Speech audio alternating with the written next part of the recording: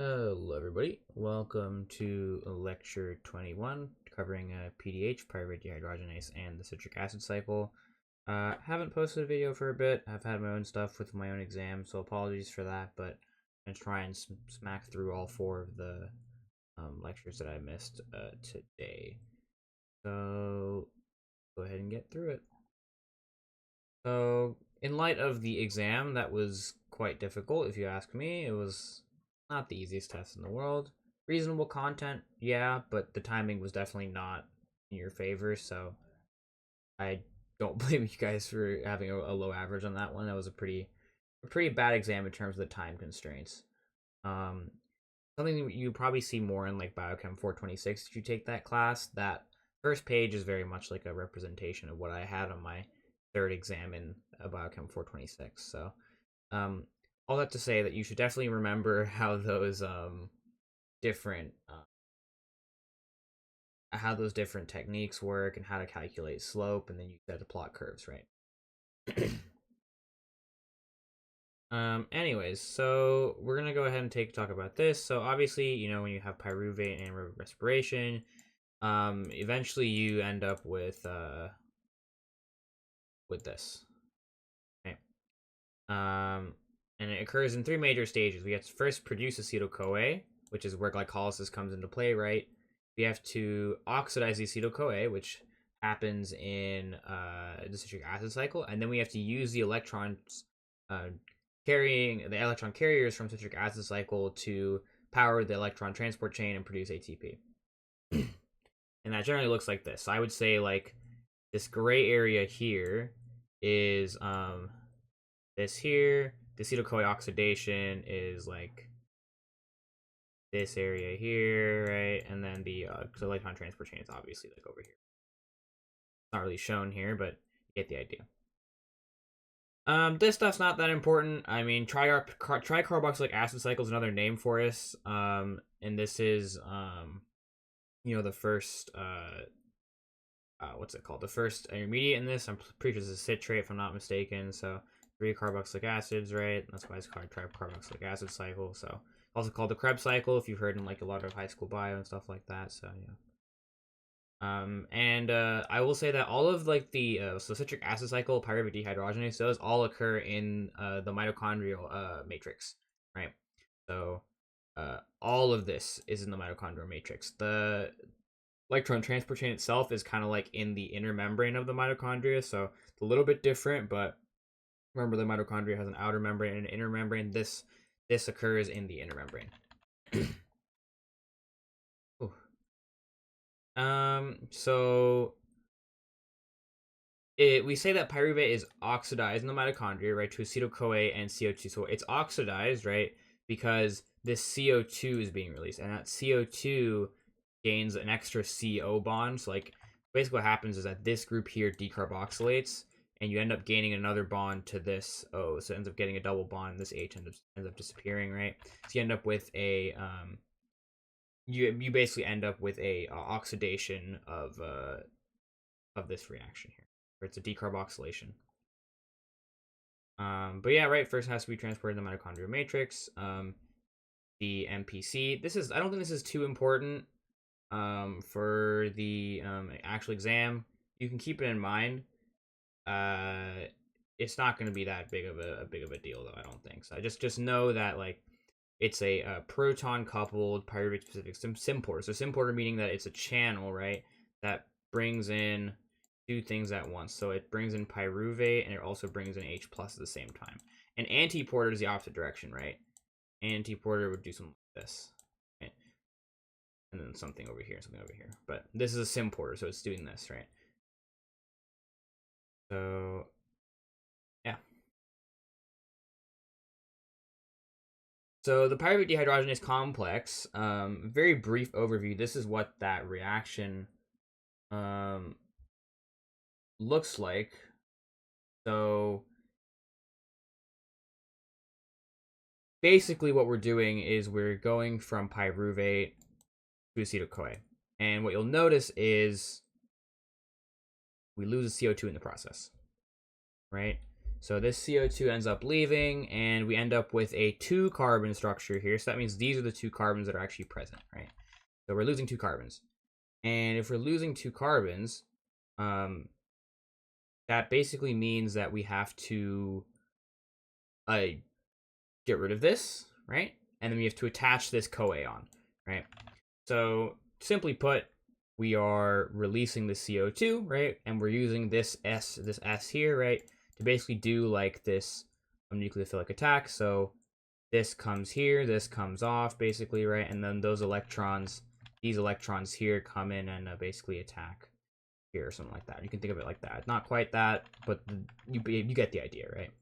And then the NAD plus we'll talk about later, and then the different cofactors we'll also talk about.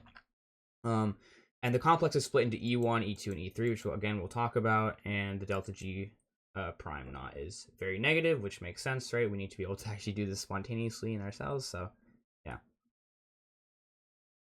This is not too important for the exam, I would say, but I think if you want one takeaway from this slide, just keep in mind that the PDH complex is a very clustered set of enzymes. It's actually technically like multiple enzymes. I want to say like E1, E2, and E3 are separate like enzymes, but they're like all compacted together. So like the product of one directly feeds into the product of the other. And so you don't really get any sort of like loss of anything, which is kind of cool. So you have E1s out here, E2s in the middle, and then E3s, right? And you have these lipoates, which we'll talk about, which are these little arms. And here are different names. So pyruvate dehydrogenase, you can already imagine like what kind of reactions are occurring here. So dehydrogenases, right, do redox reactions. Transacetylases, usually do some sort of substitution, like trans esterification, if you remember from 239, is like a substitution. This is a transacetylase, so we're going to be substituting like an acetyl, right? And then dihydrolipoyl dehydrogenase is another redox reaction, right? And here's some cool numbers. If you want to just memorize it, you can. I would not recommend that. I think there's easier ways to figure this out, but so if we look at this, right, we got the enzyme. Each enzyme, right, has its own cofactor. It says prosthetic group, I know. Cofactor, prosthetic group, same thing in this context, right? Prosthetic groups are a little bit more tend to be more organic, which is why they're called prosthetic groups here and not cofactors. So TPP, right? So TPP is central for decarboxylation reactants. I've talked about previously how if you ever see a decarboxylation reaction, assume TPP. If you've ever seen a CO2 fixation or like an addition of CO2, assume biotin. Not always true, but generally that is true. And I think for majority of the time, it's for 440, 441, and 442, I've been able to use that rule and get through the classes perfectly fine. So.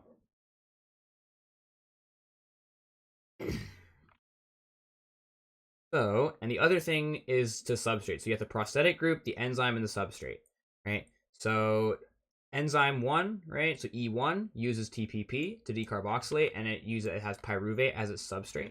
And here's the number of subunits, 24. For E2, it uses lipoic acid as its prosthetic group, and uses CoA as its substrate, as well as like the decarboxylated pyruvate. Then E3 is a bit of a lone one that uses that has FAD as its prosthetic group and uses NAD plus to kind of regenerate the lipoic acid, which I'll show you later. And here are the different vitamins. B1, this is B. I'm pretty sure niacin is B2, I want to say, and then riboflavin B3. I can't remember off the top of my head. You don't have to know these, I don't think, but if you ever see like a B1 thiamine deficiency, you should be thinking, oh, pyruvate dehydrogenase is broken. If you see like a B2 deficiency, let me actually double check that real quick. I don't want to get that wrong. What is vitamin B2? Internet. Okay, no, I switched it around. Vitamin B2 is this one, and B3 is this one. So basically, right, if you've got vitamin B2, right, you've lost this, and we'll talk about this later. If you've lost vitamin B3, you've lost niacin, lost vitamin B1, TPP, and lost vitamin B5, you don't have any CoA, right? We'll talk about kind of what that means for the cells.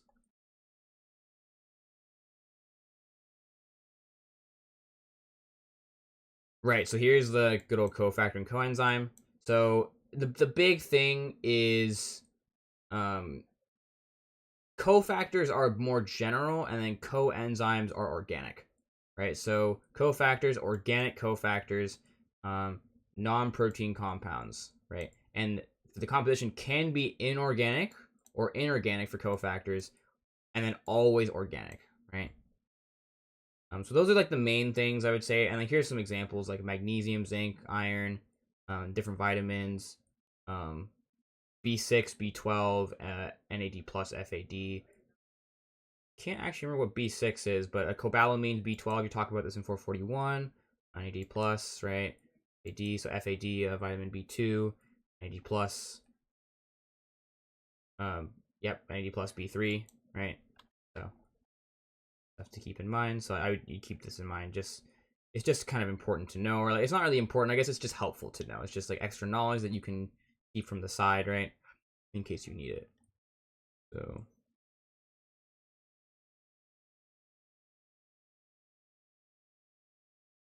okay, and here is the mechanism for it. That like the mechanism for E1 and like the decarboxylation reaction. I did not have to know this when I took the exam. I think this is like too much chemistry OChem. And I love OChem, but I think there's way better things to test you on that are not this. I'm not gonna go in that depth on that. E2 uses coenzyme A, and this will make a lot more sense when I go over the image, but um, it's just kind of like a breather or like a not a breather, like an introduction to how this stuff works. So coenzyme A is this massive thing which we just label as CoA instead of trying to label this whole thing, right, or draw this whole thing out. So basically, acetyl-CoA is this acetyl group attached to CoA. So if you're ever asked a question like ever in your life, or like on maybe on biochem, is like, I can maybe see them doing this, probably not, but like if they're ever asking like what's the majority of the massive coenzyme A made up of, you would just say like CoA, right? Because CoA is this massive thing, right? And the acetyl group only makes a very small portion of the actual molecule.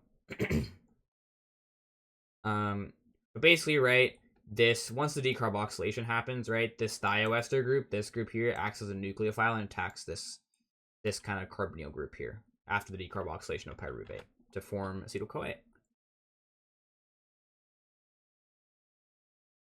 And yeah, so the other thing for the kind of prosthetic group or coenzyme for E2 is lipoic acid, and lipoic acid is this double sulfur like disulfide cyclic compound, right? And it's basically attached to a lysine residue on E2, and it basically acts as a swinging arm, very similar to biotin, right? Where it like basically picks things up, swings to one side, and then it drops things off, right? So we've got the oxidized form, right? The reduced form where we got two SHs, and the acetylated form, right? So you can imagine, right, that we're going to start out in this form, right? And then we're going to do a nucleophilic attack where we take the acetyl-CoA, this guy, right? We're going to do an attack on this, right? We're going to kick this off. I'm not drawing the whole mechanism, basically, right? But then we're going to end up with this, right? And then eventually this is going to leave, right? Eventually this is going to leave. And then we're going to produce this. And then this has to be oxidized back into this form. Right. It'll all make sense, hopefully, when I put it together in the image, but that's just a brief overview. And here is the image, right? So this is where we start. So once we have pyruvate, right? Pyruvate goes into the cell through that symporter, right? With H+, right?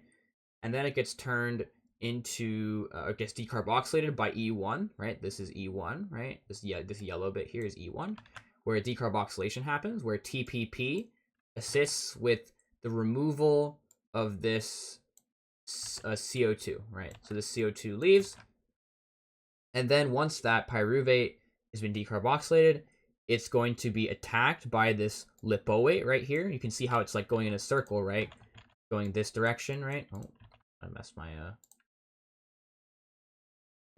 It's going in a circle. You see how it's going in a circle, right? So basically, the pyruvate, right, that was decarboxylated, right, is attacked by this circle or this disulfide lipoil, right? Lipoic acid, right?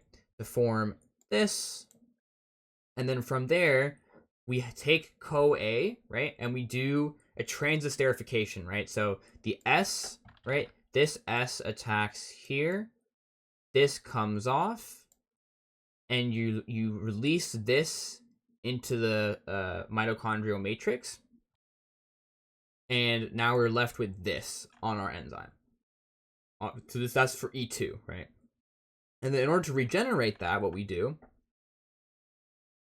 is we use FAD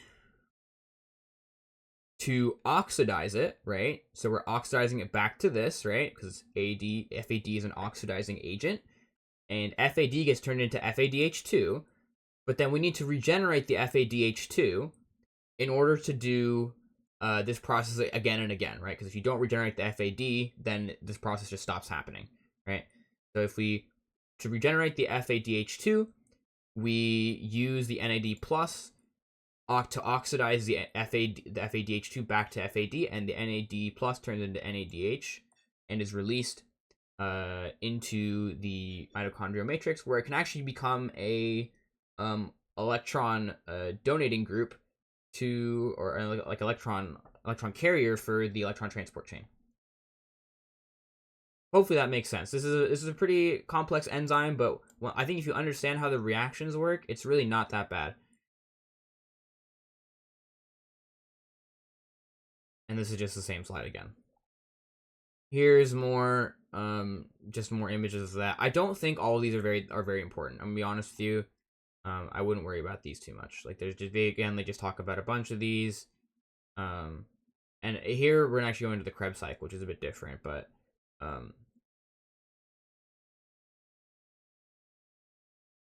the cool thing actually is, yeah, so these are actually, it's a PDH and alpha ketoglutarate dehydrogenase are actually part of the same family of enzyme. You know, it's just a cool little thing, but it's not that big of a deal. So what's the advantage of pyruvate dehydrogenase? I would say the main thing is for sure 1 and 3. 2 is also a big deal, but 1 and 3 for sure. Like when I took my exams, were like the big things that they like to stress. So,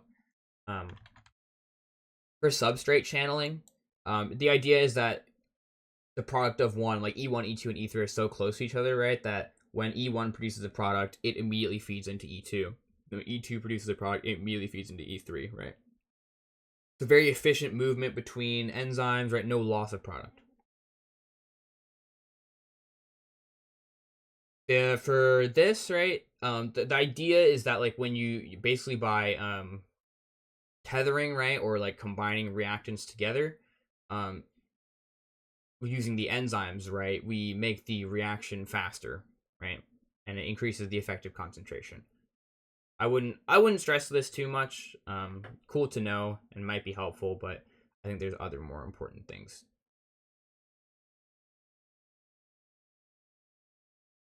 And then regulation, of course, if everything is clustered together, right, it's going to be easier to regulate, right? If everything's spread out, it's much harder.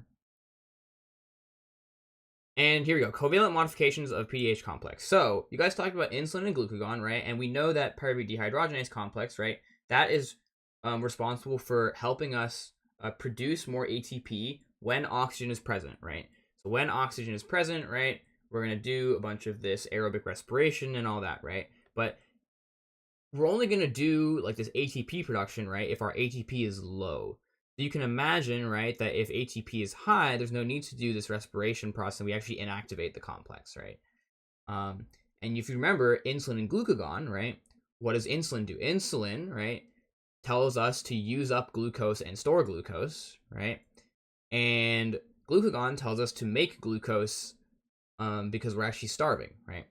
So you can imagine, right, that with insulin, right, insulin leads to dephosphorylation, right, generally speaking, and insulin would want to activate pyruvate dehydrogenase, right, which means that pyruvate dehydrogenase is going to be active in its dephosphorylated form, so by a phosphatase, right, because insulin is what's telling the cell to continue using glucose, and we don't want to turn it off, right? So if insulin is what's turning this enzyme on, it's going to be active in its dephosphorylated state. The opposite is true for glucagon, right? For glucagon, right, glucagon's going to turn this thing off, right, and glucagon's going to turn it off through phosphorylation, right? And the two different things that the two different enzymes we have for that are PDH kinase and PDH phosphatase, which do exactly what you think they do, right?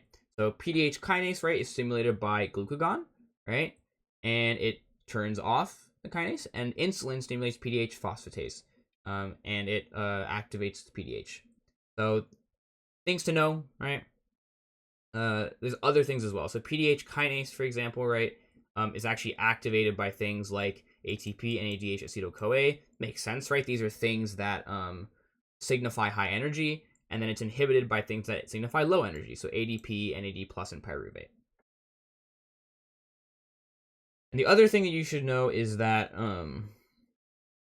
I guess in this case, they actually only tell you that it's stimulated by insulin and calcium, right? So the calcium is the other one, and you have to think about what does calcium mean? So why calcium? Calcium, right, leads to muscle contraction, right? So if you remember the muscles and calcium, right, the actin myosin cross bridge cycling, right, that uses calcium, right? So that's kind of one reason why calcium stimulates the phosphatase, because if there's a lot of calcium in our cell, right, it tells our cell that, oh my goodness, we need to contract, right? And if it's going to be contracting, it has to produce a lot of ATP. So it's going to activate PDH phosphatase in order to do that.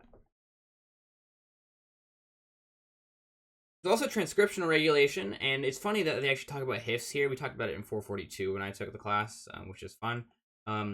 But a lot of the glucose metabolism enzymes are actually regulated by HIF, so hypoxia-inducible factor, right? So hypoxia is low oxygen conditions, right? Inducible is induced, and it's a factor, right? But the idea is that, low O2, right? HIF acts as a transcription factor. So low O2 leads to the activation and actually stops. Low O2 causes HIF to stop being degraded by ubiquitin. So normally under normal normoxic conditions, so normal oxygen conditions, right? The HIF is actually hydroxylated, and then that leads to ubiquitination, where it's actually deleted from the cell pretty much. But when it's not hydroxylated, it actually turns on DNA, creates RNA, and then creates a bunch of proteins, including PDH kinase, right?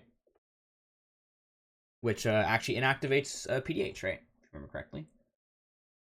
So here's the mechanism, right? So basically, right, you don't have to know the actual mechanism for how this works, but there's an enzyme, right? There's a hydroxylase enzyme that adds O2 onto this, and this makes this proline, a hydroxyproline. And this OH group is important because what the OH group does is it allows for ubiquitination of this proline. And when the proline is ubiquitinated, it actually causes deletion. So it actually gets deleted by a protease, or by the protease-proteasome system, right? Technically the proteasome system. So yeah, it's deleted by the proteasome system when that happens.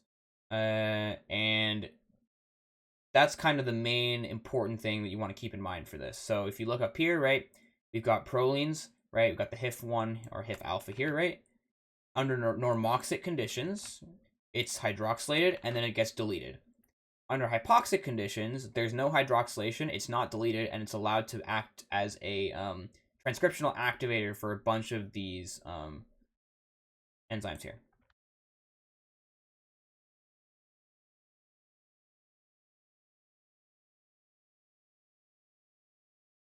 So here's kind of like a flow diagram for what actually happens. So when HIF1 is stabilized, right, so it's going to be in its active form and not going to be deleted, right, it's going to lead to more PDH kinase, right, and more PDH kinase is going to increase phosphorylation of PDH, and that's going to lead to a decrease in activity of PDH, right, which means that we have less pyruvate consumed, less acetyl-CoA made, less CAC, and then more glycolytic enzymes made, and more lactic acid production, right? And this actually, it makes sense why you'd have more glycolytic enzymes and more lactic acid production, right?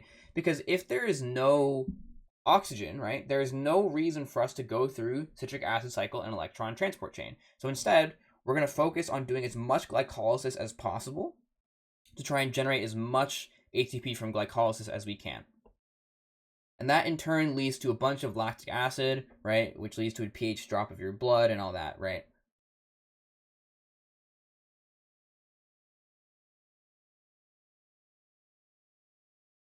We also have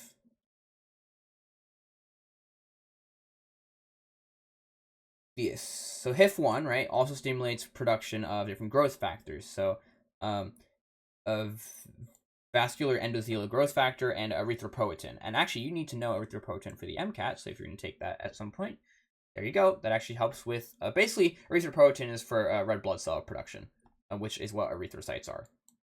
So adaptation to high altitudes, right? So basically, if you have a lot, if you have very little oxygen, right, you're going to release some of these growth factors, and it's going to lead to production of more blood vessels, right, to circulate more blood around your body, and more blood cells, right, because you need to now capture more oxygen, right. But you know these an increase in these things can lead to a lot of things. Like it's used when you're adapting to high blood pressure or high altitude. Sorry, not blood pressure. It allows for survival and growth of cells in low O2 environments, but it also is how tumors actually tend to grow. Some tumors actually release things like erythropoietin or VEGF, right? And that actually causes the formation of new blood vessels that actually grow towards the tumor. So that's actually one way that tumors form and how they actually are able to live. They basically like hijack the body's system by sending signals that the body's not supposed to get, and then the body sends blood vessels and blood cells to respond to those signals. And why is too much EPO dangerous? Just you can think about it like viscosity. I think honestly, you can imagine that if you put too many cells in your blood, it's going to become like viscous and all other kinds of things, right? And your blood does not want to be viscous, right? It needs to be like pretty normal. Um, like at a certain like there needs to be a lot of liquid, right? And if you keep increasing the amount of erythropoietin, so increasing the amount of red blood cells, right? That can be deadly because your blood is not going to move as well, right? It's not going to absorb oxygen as well because now blood vessels are or blood cells are getting in the way of each other when they're trying to absorb oxygen. So there's all sorts of problems with that, right? And you have to remember that cells in large amounts will actually clump together and they will become technically insoluble, right? So that's what this is actually showing, is that when you do a plasma analysis of your blood, right, the plasma is the liquid portion of it, but the erythrocytes are actually like precipitate if you run a centrifuge on this. Same thing with the leukocytes. But the erythrocytes are more dense than the leukocytes, and so they'll just end up collecting, right, and they will just become hard over time, which is not the best, right. But that's actually all I have for this lecture. It's actually a relatively short one, but yeah, hope this was helpful, and if you have any questions, feel free to stop by the IC. Probably gonna reschedule my workshop time again because nobody came to the last one. So I think what I'll do is I'll try and schedule it around the people who are actually at the IC already, and then we'll go from there. But yeah, hopefully this was helpful. Thanks for watching, and happy studying.